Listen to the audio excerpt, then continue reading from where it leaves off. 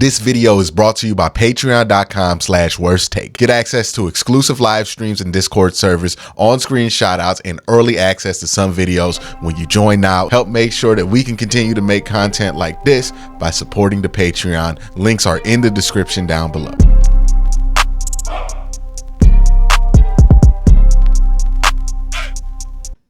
As Browns season comes around the corner, there's a lot of question. Some panic out there, some worry about what's going on with the team. Will they be healthy enough? I'm going to bring in somebody who's close to what's going on there in Berea. Cam Justice, how's it going down there? Has the vibes in Berea been as wild as they've been online? No, it's weird because it does, like, the vibes of around this season from like Browns fans don't feel like they normally do. And I can't really fault anybody because it's just like kind of in a quiet off season. The same guys are at their core. They're returning. There's no new coaching. There's no new GM, the continuity has created kind of this bored energy. We don't know what to do with ourselves. That's what it is. We're usually hyping ourselves about like a 15th draft pick, something like this preseason has been void of anything to really get excited about. And it's kind of by design because it's like, this is what everybody that you're going to rely on during the season. With the Browns kept 39 people out that second one. I believe it was like 34 out the first one, and then 30 people out of this last one, and that's most of your rotation that you're going to see there. So it's just been kind of not as public as it's been in years past, because in years past the Browns had to have these guys out there, right? Because they're new to the team, they don't have experience. We just changed something over. From what you've seen with this offense, like, to me, when I just watch the preseason games, and I know it's difficult to gauge, right, with the preseason, it seems like from week one in the preseason to now, they have gone and gotten a lot more comfortable in some of the new stuff that Dorsey wants to put in this offense. And I think this preseason game was the first time where I'm like, oh, okay, it's to get, like, when you watch a building get built and it looks like nothing for like a month, and then they finally put some scaffolding up and you're like, oh, it's going to be a Walmart. That's what it felt to me. I was like, oh, I can see where they're going here with this offense and what the philosophy change is and how that can benefit them by watching this third one and just seeing it from being at practice. Has it felt like that? Yeah, everything kind of, it feels like they know what they're doing. I think the big part of why it felt that way in particular in that third game was I think that you saw it from Dorian Thompson-Robinson in particular. I just think that the game for him has slowed down, and you're seeing the development of Dorian. It's kind of hard to gauge where the important quarterback for week one and moving forward in the regular season with Deshaun Watson, it's kind of hard to gauge where that is at, where his comfortability level is, just because out in practice, right, it's a lot of 11 on 11, 7 on 7s, and the concepts are a lot of the time, like, most of the stuff we're either not seeing, they're installing in walkthroughs, which you're not really that will be determined, I think, in week one, how well that is grasped. But I don't think it's crazy different than what these guys are used to in general anyway. And I think it's just like little things, and like you mentioned, like the key philosophies that Ken Dorsey is bringing into this offense. And I think that there's been a lot of work done, and so I'm confident in it. But that preseason game, I think, kind of showcased the more vanilla side. That word is just like haunting the preseason, because that's all you can say is like very vanilla. It's the buzzword of 2024. We got the new one. You can never hear it too many times because it's kind of just the truth of it. But I do think that being able to see more scoring and more drives resulting in some big downfield passes and different guys getting involved in the preseason, I think that to me indicates that they're grasping the idea of what they want in week one. But it is maybe more so now than ever. It feels very much wait and see. Like, the Browns aren't trying to put too much on tape yet, and for good reason. And so I think it really will be something that we're just going to, like, week one against the Cowboys. That is going to be the gauge of how well that they've taken to it in this offseason. And I think what made me feel a lot better was this was the first game, and like DTR has a reverse problem that most quarterbacks have. Most quarterbacks hold on to the ball too much, right? He has the exact opposite. He is a little bit too eager to get rid of the ball. And when he's in there and he's doing his DTR thing where he's getting rid of this ball really quickly, it's hard to tell what they're really going for. And in this game, I think what DTR did more often, he still needs to work on it, was letting it develop a little bit, right? Like, okay, I'm gonna take that extra beat. Like he got hit a lot on the throw here because he was waiting for something to develop and then hitting it downfield. And that made me feel a lot better about DTR because I'm like, okay, I was worried about that going into this offense where you're not gonna be asked to make a pre-snap determination and just kind of shoot off the back foot with it. You're gonna be asked to get to the top of your drop and then give it a half a beat. And he was doing that more, like the big play to Jamari Thrash was one where he kind of maneuvered, got things open. And I say this all the time, DTR does not really naturally play like Deshaun Watson. So when you get to see him do things in a way that Deshaun would do it, you're like, oh, that's why they're doing it like that, right? Like, and it's just so, this is why the preseason is hard to gauge. A lot of this stuff is built around some of the guys who aren't going to be playing. So it's hard to translate. It's like, this looks different. And this is because it's like, yeah, they're doing stuff that DTR does well, and they're not really doing all it's just super difficult to gauge. And I think just seeing DTR kind of like give himself that extra second, have a little bit more confidence in the offensive line. And I'm like, oh, okay, this is kind of what they're going for because we know Deshaun ain't got no problem holding on to that football, for better or worse. he will hold on to that ball. So that's something that I've been interested in. The injury stuff has been interesting. Jack Conklin is something that comes up a lot, right? He's been practicing, well, not practicing. He took a workout where he worked off the right and left side, firing off of both. And then, interestingly enough, DeJuan Jones, when they took the starters out, like Ethan Posick and Wyatt Teller, DeJuan Jones did stay in the game for a couple of extra drives. I did notice that. Do you think that's an indicator of Jack maybe taking his right tackle spot back once he's at practice starting tomorrow? Do you think that that's an indicator that they still see Jack as the starting right tackle? I know some people have floated out there that he might start at left tackle. I find that one hard to believe because they've committed to Jed pretty hard here this offseason, unless like Jed is really tanking the thing behind the scenes. I don't know. So the thing with Jed is, I think it'll be a wait and see thing too, right? Jed has been out there for a while watching practice, rehabbing, working to the side, but he still has not practiced. And I don't know that it's necessarily a setback, but it appeared that he was maybe a little further along than Jack Conklin was at one point in training camp. And now that's no longer the case. Jack Conklin is practicing on Tuesday, and they're both coming off the PUP list, but Jedrick Wills will not practice on Tuesday. And so I think maybe it's the work that DeJuan's getting is on the off chance, right, that Jed is not ready to go week one.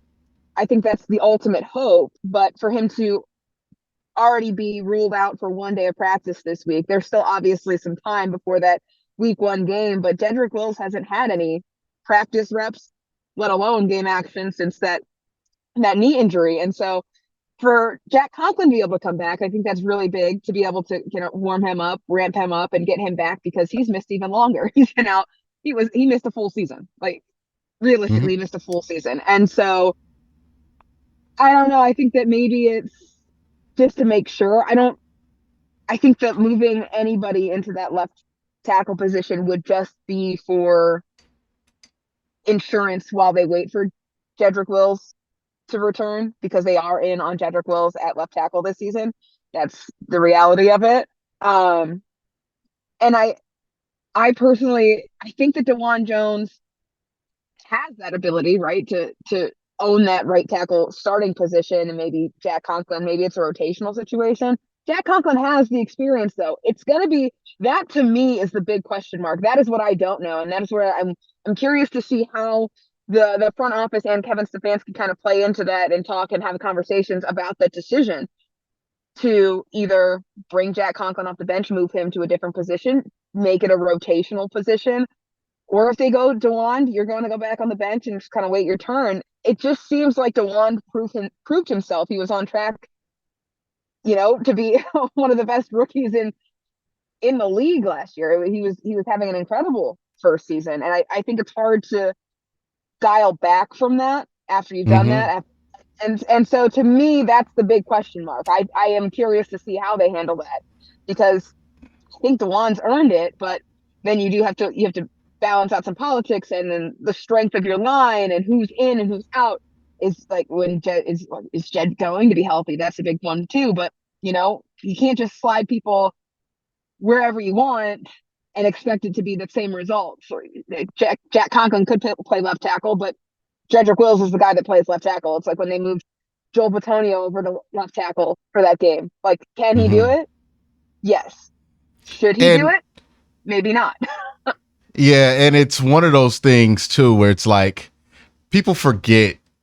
Yeah, that guy like Jermaine Ifedi or James Hudson, they can look bad in practice, they can look bad in preseason, but if you start them, you're gonna do things to make sure that you mitigate the damage that player that you're not doing in the preseason. Like, it's like whenever we hear these reports, Miles is absolutely destroying these tackles in practice. It's like, yeah, because you just one-on-one on Myles Garrett. Like, you would never one-on-one Myles Garrett. I think I saw the clip of not the clip, the photo of Miles's jersey like completely being ripped after joint practice, and I was like, yeah, it makes sense. Like, if I was one-on-one with Miles, I'm holding on for dear life too. Like, it's a tough way to judge an offensive line, because a lot of it's based on that one-on-one work, and one-on-one work is really fun to watch, but it's not something that really translates, because the offensive line is the opposite of a one-on-one job, right? Like, there's a lot of times where you see somebody get pushed over a gap that they would never hover over, because they would have to just pass that off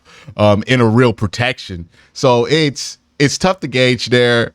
I'm at a bind with this Jack Conklin, DeWan Jones, who could flip the left or left tackle in a bind situation, because I don't like the ideal of Jack Conklin coming off a knee injury at 33, playing left tackle for the first time in 10 years. Like, I was in college the last time he just think about what administration we were under the last time he played left. That's a very long time to go. And Joe Thomas always says, like, those are the dudes that you can't flip. And I remember Andrew Villanueva got flipped like that from Pittsburgh to Baltimore, and they put him to the left side because they had an injury to Ronnie Stanley. It was a disaster. Like, it wasn't like he just like was slightly worse than he was on the right side. He was an open door there. And turnstile. Yeah, and it's something that I don't think enough people are giving enough credit to. I think a lot of people feel like you could flip because we've seen some guys flip, but like Tristan Wirfs is a good example. 3 years into his career, then they flip him. And that brings me to DeWan Jones, where it's like, I kind of just want him to get good at right tackle first, and then worry about if you can flip him, right? Because he still has a lot to learn in the run game to be more consistent there. I honestly wouldn't be surprised if the Browns got a little bit more creative than we were thinking. I saw Baltimore do this last year. I wouldn't be surprised if you would see some rotation going on with Jack and DeWan in some more obvious rundown situations, because Jack is still a very good run blocker, or you would assume he's still a very good run blocker on that right side. And, I think eligible tackle Jack Conklin would be really enticing on a run play if you're the Browns. So I think they're going to get a little bit more creative. I think some of the more obvious solutions that people have there of what they're going to do with Jack, I think Jack probably wants to play on the left side because he sees the opportunity to get a couple games in there, right, if he's not going to start at right tackle.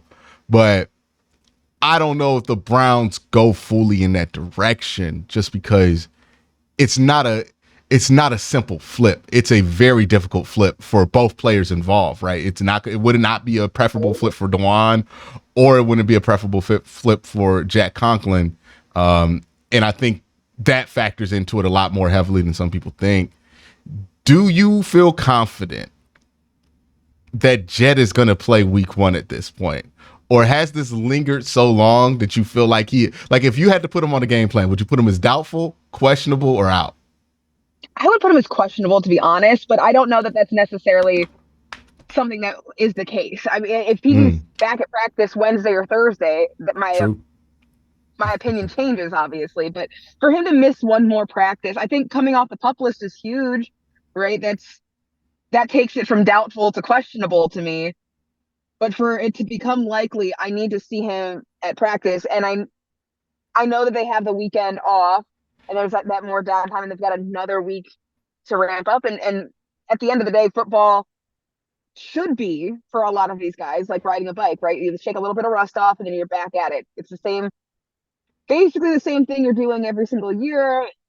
Add in and take away a few concepts, which is what they've done with this offense. And but like Jedrick Wills, he's in the classroom. He is watching practice. He's there through the walkthroughs. It's not as if he is not able to catch up. So I don't know. I think that if he practices this week, my opinion changes. But right now, it's hard to tell because I thought that he was going to be able to give it a go for a little bit now. He was outside rehabbing at the Greenbrier, and here we are now prepping for week one, and he's just now coming off the pup list. So it's hard to say. I would say questionable right now, but it wouldn't surprise me if he is ready because it has been. It feels like it's been so long. And if Jack Conklin's back, you know, the guys have been pushed through injury. Greg Newsom, totally different injury, but Greg Newsom had a minor surgery on his hamstring and he's back at practice on Tuesday. So I think like if you got guys that are like progressing this strongly, Nick Chubb progressing so quickly through his rehab, I would hope that Jedrick Wills, when they say that he is on track, that would put him in the conversation of being ready for week one. That was the hope. And I think you gotta have a little bit of hope, but it's definitely a question mark. What do you think is going on with Denzel Ward? He's been in protocol a while. I don't think we got any word of any update from him, from Kevin today. If there was, please let me know. It's interesting because he's been in protocol. What usually it's like 10 days that people spend in protocol before they pop out, or you hear an update about if it's going to extend another week or two. Are the Browns like as confident as they appear that he's going to be back for week one? Because the whole way that this thing went down, where like we weren't sure if he had a concussion till like last week, it makes me wonder, when did the timeline start for him and this concussion protocol when they actually thought? Because like it didn't feel like he was out there in the sun, and from what I understand, that's not usually part of the protocol to be outside in the sun when you have a concussion. Yeah, that one was it was a little interesting because he's in the protocol, but being in the protocol that could mean concussion, it could mean stinger, and we didn't find out Mm-hmm. until a few days later that it was actually a concussion. Um, but I think that if it was something that was lingering and that was going to be an extended period of time, I don't think that Denzel would be, posting on social media saying he's all right, he's going to be fine. I don't think that he would be as confident. I think he would be quiet about it and then just like Mm. let it play out. But he has been very vocal about he is fine. There's a lot of concern from fans and outside of the building, a lot of concern about it being his fifth concussion since he's been in the league, and that's a short amount of time and a lot of concussions. And there is reason for concern, absolutely, and I'm sure that he takes it seriously. But with all that concern, he also made sure to address that he wasn't really concerned about his availability, for this season, or I think really that translates to week one. So I think I'm confident that he probably is going to be ready week one. This isn't something that's new to him, but again, it's the protocol, so you kind of get cleared when you get cleared, and where whatever symptoms he has, I don't know that. I think maybe him being out there indicates that the symptoms weren't as strong as you know. I mean, because it wasn't not clear right away that it was a concussion. It Mm. was a couple days that it took, and so I think that he's maybe not presenting the way that a traditional concussion when you get knocked clean out or anything like that. But they definitely want to be safe. This is not something that you take lightly. It's not something that he takes lightly or the team. So if he needs to be in protocol, even if it's minor, they're going to go through the protocol stages exactly the way they would if it were a more serious concussion. So we'll see. I would be surprised if it kept him out long term, just because of the way that they are talking about it. I think that if it was any kind of uncertainty, it would be a little bit more hush hush. He wouldn't be as vocal about things. and it would be like a kind of wait and see. But they're pretty open about being confident in him, but no updates officially for where he is and where he stands status wise heading into this week of practice. Nyheim Hines, he's guaranteed to be on PUP to start the year, or is he just not taken off the list yet? He's not off the list yet. Well, because he's on the NFI, and they have a little bit of time to make the decision. Mm-hmm. Kevin Stefanski said they haven't decided yet. I would, with the way that things have progressed for him, he expected to be ready at the start of training camp, and that did not happen. So I think that he might be a little bit behind the pace that he initially had set, like doctors had set and he had set for himself. To not have practiced at this point indicates that he might be a little bit behind in his rehab, but maybe not something that's like super concerning, just something that keeps getting pushed and they're just playing it safe. But having not practiced and still being an option to remain on that list, I think is an indicator that he is still working through that rehab. So even if they took him off the list, I think it might be like a Jedrick Wills situation where you're not sure. They could take him off the list thinking that he would practice maybe next week or be ready before, the first 4 games of the season. Like Nick Chubb, you knew, I mean, it was pretty clear that it was going to be a couple weeks without him this season. And so it makes all the sense in the world. And that was absolutely the plan, is that very, very, very more likely potential for him to start on the PUP list for the season. I think Nyheim Hines he was expected to progress a little bit quicker and didn't. And so now I think that's something they're weighing out, is where is he in the rehab? Will he be able to contribute in the first several weeks? And maybe just needs this extra time before he can get back to practice. But they have these roster decisions to make. The cut down is Tuesday. I mean, we're right there. And so that room, they've got to figure that out. With Nick Chubb on the PUP list, that opens up that one spot on the 53 for sure. But are you going to keep all of the backs that are there? They cut Aiden Robbins. He had a good camp, but again, a guy that probably wasn't going to make the roster. You've got Pierre Strong coming back from that rib injury that he had in training camp, and he put together a good season. Jerome Ford they did enough, but like the guys that you went out and got, Deontay Foreman even, he's got the rib injury. Sorry, Pierre Strong also had the rib injury. Deontay Foreman is the one that won't practice on Tuesday. And so you've got these guys, Foreman, Hines, that you brought in order to create depth in the running back room, and they're all kind of going through some injuries. And so with Nyheim specifically, I think that it's going to be something they have to weigh out. Like, do they want him on this team? Can he contribute to the run game and special teams? And will he be a big enough special teams asset to wait and let him continue progressing through the rehab to keep him on this roster and keep him a spot if you do take him off that list? And so I keep answering the same way. It's hard to tell because it's just like there's so many question marks where it depends on where their heads are at with the roster construction and who they are willing to maybe take some time on in order to keep them on the roster, open up a spot, and like lose a spot elsewhere. This is the intricacies that Andrew Berry, I don't envy him in these times because you have your core and you only have a few other spaces to fill. And there are obviously needs and things that happen and things that you're addressing even temporarily. And it makes it really difficult to weigh out what's best for now and what's best for the season and what's best for later down the road without losing talent, without risking them to losing them to another team. It will be interesting. They like Nyheim Hines, though. They got him for a reason, and they think that he can provide in different areas. It's just going to be whether or not he is healthy enough to do it in a timely manner without impacting the roster too greatly. I wonder, like, if a Cam Akers shakes loose from Houston, is that when they go, all right, we're just gonna have to give up on this Nyheim Hines experiment, right? Like, it just ain't gonna happen for us the way we want it to. Maybe if you get back, we could put you back on the practice squad or put you back on the roster that way. But I just wonder what kind of player would shake it loose. But another guy I have a question about, I haven't heard anybody ask a question. Jordan Hicks, like what's going on with Jordan Hicks? how serious is his injury? We haven't seen. When was the last time you've seen Jordan Hicks out there? Oh, he was just out there. He was doing walkthroughs with Jeremiah Luciformoa. They were like walking through things together. He wasn't practicing, but almost like what Mhm. Jack Conklin was doing. He's been out there kind of walking through things and he's been on the field. So I have seen him, but I don't know. It's an undisclosed injury. It's actually kind of crazy. I was thinking about that. I was like, yeah, no, it's been asked, but it's not been answered.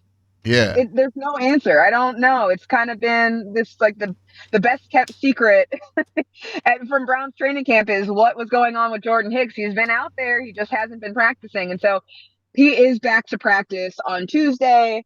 I think we probably will talk to him soon. So we might learn what that mystery injury was. I'm not really 100% sure. But he's been at least able to be on the field and working through with the linebackers, not in practice action or anything like that, not in pads, but enough that he's getting concepts, right? And he's working with Jim Schwartz and he's talking to him, and he's a vet. So Mhm. it will be good to see him at practice and back out there. But it's been like a full month and nobody really knows what And exactly it was. is Bookie Watson and Ronnie Hickman, are they close to getting back to practice? Ronnie Hickman is close. Nathaniel Watson, I'm not sure. That Mhm. one, there's not been an answer about him, and I kind of expected him on the list. He's been out there again, like the guys. It's not an injury that's kept him away. He's out there for walkthroughs if you want, for a rookie for sure. But yeah, for him not to be at practice on Tuesday makes me think that it might be a little bit, couple days more, maybe next week. Mm. But we haven't had an update on him. But Ronnie Hickman, he is close, and I would expect him maybe this week, at the latest next week. He was close last week, if that tells you anything. Looks like the Browns are getting healthy. Now, as the clock turns into week one, as we start to focus on week one, um, the noise is going to get louder and louder about the quarterback, right? Because this is the guy that we all have questions about. And I had this realization, I think, a few months ago, because a lot of times it gets presented as, hey, if Watson plays well, we're not going to talk about it no more. It's not going to be as chaotic. But then I thought, or we're not going to be nervous about it, right? And I thought about it. That's not going to happen that way. Because if Watson plays well, then it becomes about, can he play well for multiple games? And if he does it for multiple games, now it's about the playoffs, right? Like, we're just going to have these questions about Deshaun Watson because these questions have not been answered yet over the last 3 years. And I know people who cover the Chiefs. There are still questions about Pat Mahomes. We're never escaping these questions about the quarterback position. We will grow more confident if he plays well about the answer to these questions, but these questions are inescapable. And again, when you switch to offense and you're doing more choice routes and you're doing things that kind of rely on Deshaun's ability to improv, or not improv, because I don't want to make it seem like he's just yes anding every play call, right? Like, well, his ability to kind of read things post snap, I can understand how that's not going to really show itself well in practice, especially when they're trying to keep a lid on things. And the Browns have been extra secretive this year. So yeah, I guess they're trying to catch somebody off guard within. That don't make any sense to me though, Cap, because they're trying to keep a lid on it. They're playing non-familial opponents the first 6 weeks of the season, and then they play the division. By the time you get to that division game, they're gonna know. Tape? You Yeah, got all this? I had time and so I was like, I don't get it. No, they're gonna know within the first 3 weeks, like basically everything that you're gonna have. Oh, they're doing that for Buffalo. Like, Ken Dorsey has a track record, but yet they're trying to keep a lid on it. NFL coaches drive me crazy with this, especially in the AFC North.